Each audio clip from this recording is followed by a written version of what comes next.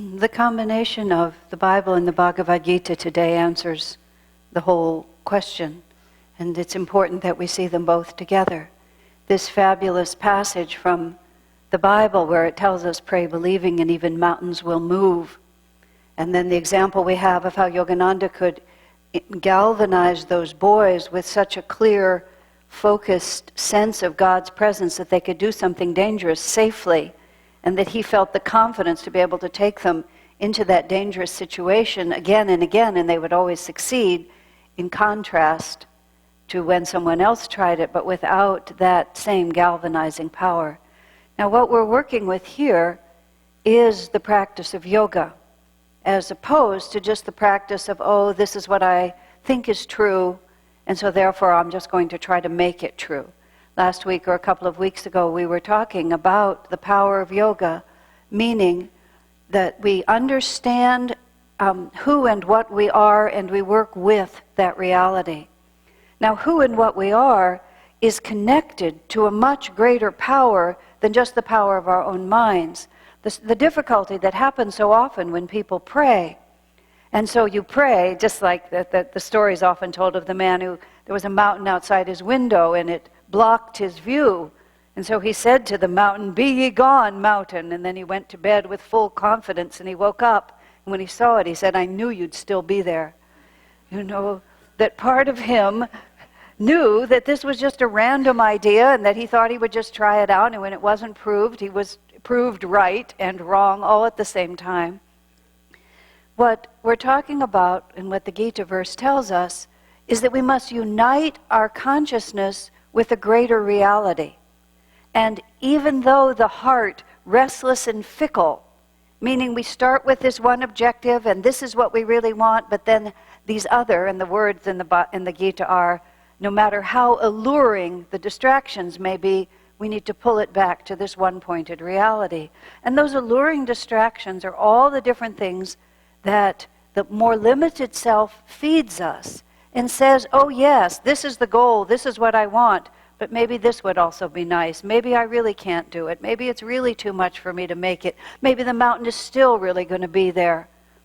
Now, we're uniting our consciousness not with some imaginary idea of what would be nice, but with the reality that's already there.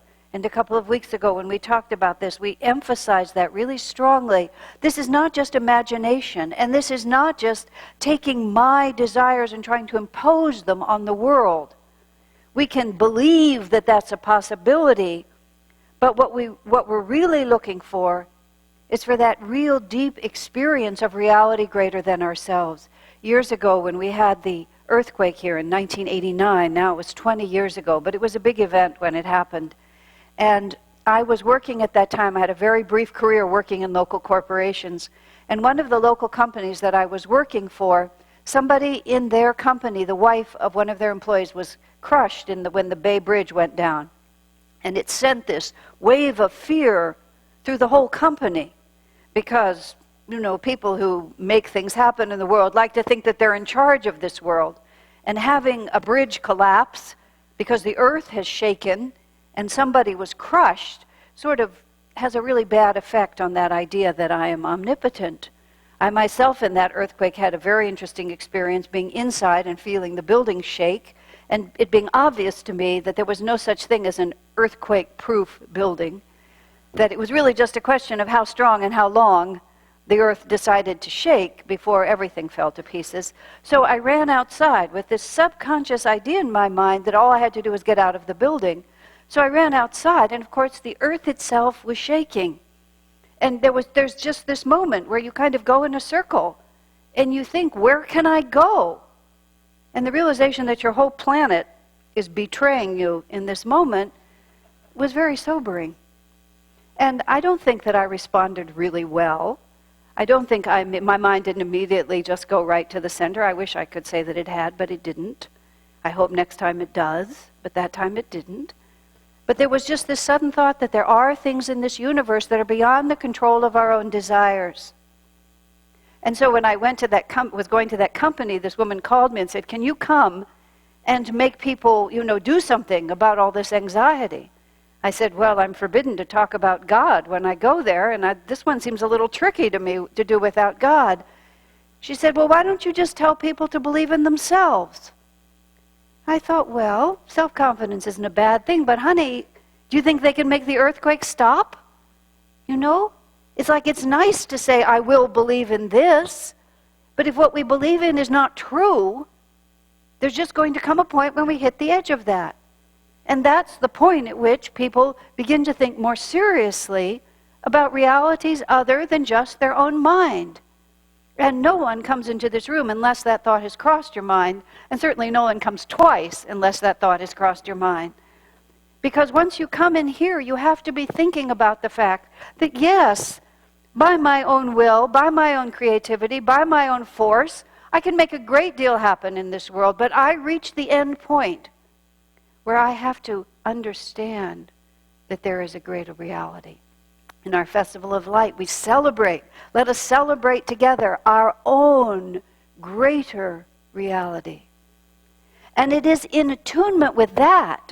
That's where real, world-changing faith comes from. But of course, you have to be on that wavelength to have that kind of power. And one of the confusions that set into people's minds these days is what people try to have, and I'm so charmed by the cleverness of the intelligence. I love clever intelligence. Sometimes I applaud it even when it's terribly ignorant. Master once got a letter from someone talking about, criticizing Master for talking about Jesus Christ and all sorts of things that he claimed were false. And Master went to the man and he said, you really ought to take up writing. That was the best letter Satan ever wrote me, is how he put it. Everything was wrong, but it was well expressed. So it can be like that. So people try to talk about non-deistic spirituality. That's the phrase. And I've heard it a lot. I've heard it come out of very well-respected mouths. Non-deistic spirituality. Forgive me, I can't for the life of me figure out what the heck that means. That means that somehow I'm going to be exactly as I am. I'm going to celebrate my ego. I'm going to claim all this personal power. I'm going to use all these rules, and it's all going to be me, me, me. And I'll just call it spiritual. Isn't that convenient? And the fact of the matter, it will work. It will work up to a certain point. Up to the point in which you reach the edge of the power of the ego to influence this world. Things like death, for example, have a real deleterious effect on non-deistic spirituality. Earthquakes shake them up pretty badly.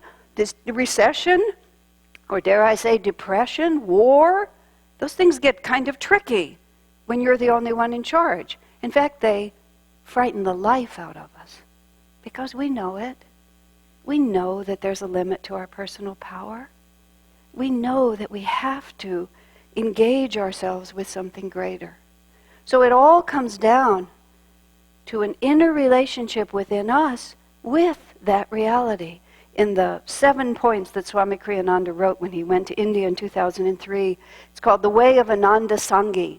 On our website you can find it. It's simplified under We Believe. You can find it inside our magazine.